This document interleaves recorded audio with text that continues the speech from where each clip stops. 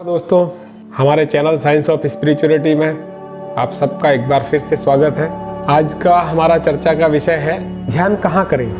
ऐसे तो ध्यान जो है कहीं वन में, किसी पहाड़ी पर या नदी के किनारे, दरिया किनारे, ऐसी जगह पर जहाँ पर कोलाहल कम से कम हो, यानी जो आवाज़ें हो वो प्रकृति की हो और हमारा माइंड जिसमें डिस्ट्रैक्ट ना हो सके, हमारा मन जिसके कारण कहीं उस दूसरे विचारों में, जिस चीज़ पर हम अपने विचारों को लगाना चाह रहे हैं उससे भाग कर के मन किसी दूसरी चीज़ से विचलित ना हो, ऐसी जगह पर ध्यान करना चाहिए। लेकिन अगर ये सब चीज़ें अवेलेबल नहीं है, जिस जगह पर आप रहते हैं वहाँ पर भी कुछ देर के लिए वातावरण को शांत करके वहाँ पर ध्यान किया जा सकता है। ध्यान का कहाँ करने से उद्देश्य सिर्फ इतना ही है कि हमारा मन डिस्ट्रैक्ट ना हो। डिस्ट्रैक्ट होगा तो जो आप करना चाह रहे हैं वो लक्ष्य आप हासिल नहीं कर पाएंगे। बैठने के लिए भी आप ऐसे आरामदायक आसन में बैठें, कुर्सी पे बैठ सकते हैं, सोफे पे बैठ सकते हैं। ध्यान लेटकर भी किया जा सकता है। जैसे भी आप कंफर्टेबली 15-20 मिनट, जितनी देर आपको ध्यान करना है उतनी देर आपका शरीर आपको परेशान ना करे, ऐसी अवस्था में बैठ करके ध्यान किया जा सकता है। तो आइए अब बात करते हैं कि ध्यान कैसे करें।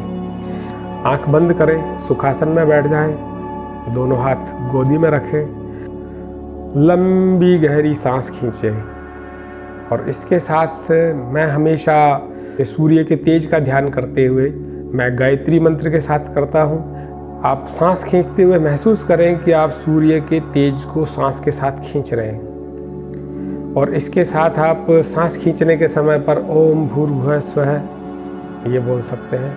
फिर सांस को रोकें अंदर। तब जब सांस को अंदर रोके हुए हो तब हम तत्सवितुर्वरेण्यम बोलें और भावना करें कि जो सांस हमने अंदर खींची है, जो सूर्य का तेज हमने अपने अंदर खींचा है, वो तेज हमारे शरीर में, बॉडी के हर अंग में, हर पार्ट में, एक एक छोटे से छोटे हिस्से में हमारे वो तेज पहुंच रहा है और वहाँ पहुंच करके उस शरीर को हमारे मतलब वो तेज हमारा शरीर को और मन में प्रवेश करके उसको तेजस्वी बना रहा है, हमारे व्यक्तित्व को प्रखर बना रहा है। ऐसी भावना कीजिए। दूसरा, सांस छोड़ते हुए जब हम सांस बाहर छोड़ें तो भाव करें कि हमारे शरीर में जो भी बीमारियां हैं, हमारी कच्चाइयाँ हैं, हमारी कमजोरियां हैं, कसाय कलमस हैं, वो सब उस सांस के साथ बाहर निकल रहे हैं और बाहर निकल के सूर्य के उस तेज से भस्म हो रहे हैं ताकि वो किसी और दूसरे को नुकसान ना पहुँचाए। सांस को थोड़ी देर बाहर रोक के रखें, बिना सांस के कुछ रहें, इसे बाह्य कुंभक कहा जाता है। और आराम से, जितना आप आराम से सांस बाहर रोक सकते हैं उतनी देर रोकें और सांस छोड़ते समय भर्गो देवस्य धीमहि और बाहर रोके हुए जब रहे तब धियो यो न प्रचोदयात्, ऐसा आप बोल सकते हैं। इससे आपको टाइमिंग में भी सुविधा रहेगी क्योंकि ये प्रकृति पूरी एक लय है और एक लयबद्ध सांस जो है वो आपको विशेष उसके लिए लाभ देती है। अभी हमने शॉर्ट में आपको बताया कि ध्यान कैसे किया जाए।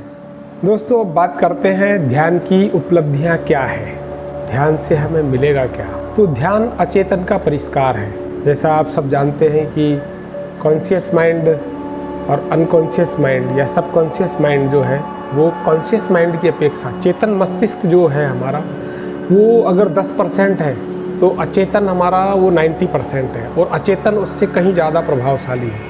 तो अचेतन में क्या है? अचेतन में हमारे अतीत की जो भावनाएं हैं, जो हमारे दबी हुई इच्छाएं हैं, जो कुछ हमारे साथ गलत हुआ या हीन भावनाएं हैं, वो सब उसमें दबा हुआ है, यानी वो हम पर असर करता है, वो कई ज़्यादा प्रभावशाली है। कई बार आप और हम विचार करते हैं कि जैसे सिगरेट पीना बुरी बात है, हम उसको छोड़ना भी चाहते हैं लेकिन छोड़ नहीं पाते क्योंकि अचेतन हमारे उस पर हावी हो जाता है। तो ध्यान का सबसे बड़ा फ़ायदा है वो क्या, अचेतन का परिष्कार करता है।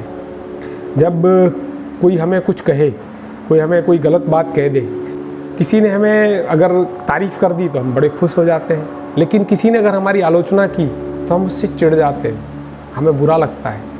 हम ये नहीं देख पाते कि वो जो बोल रहा है उसमें सच्चाई कितनी है। तो इन सब चीज़ों के लिए, अपनी कमजोरियों को, अपनी समीक्षाओं के लिए, अपनी समीक्षा करने के लिए या अपनी कमजोरियों को जानने के लिए, उन्हें दूर करने के लिए हमें ध्यान करने की आवश्यकता है। तब हम निष्पक्ष न्यायाधीश की तरह हम अपनी भी समीक्षा कर सकते हैं। आज हम अपनी समीक्षा नहीं कर पाते।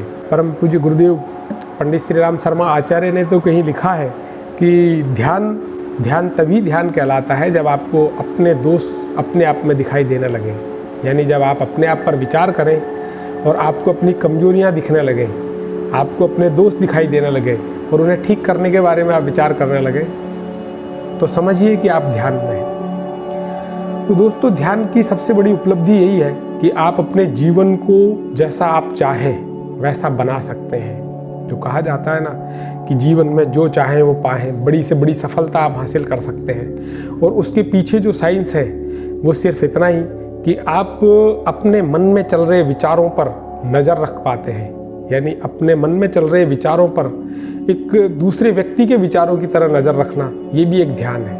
और इस तरह के ध्यान को करने के लिए हमें कुछ प्रारंभिक अभ्यास की आवश्यकता होती है। और जब हम लगातार अभ्यास करते हैं ध्यान का, तो उसका रिजल्ट ये होता है कि हम अपने मन में आने वाले विचारों पर नज़र रख पाते हैं, हम उन्हें देख पाते हैं, हम जानबूझकर जो चीज़ सोचना चाहें वो सोच पाते हैं।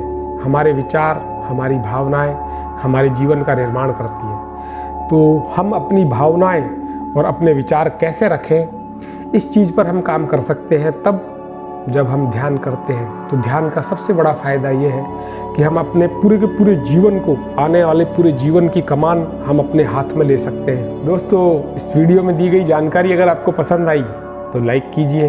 अगर आपको लगता है कि ये जानकारी दूसरों लोगों को भी मिले तो वीडियो को शेयर कीजिए। चैनल पर अगर आप नए हैं तो चैनल को सब्सक्राइब ज़रूर कीजिए।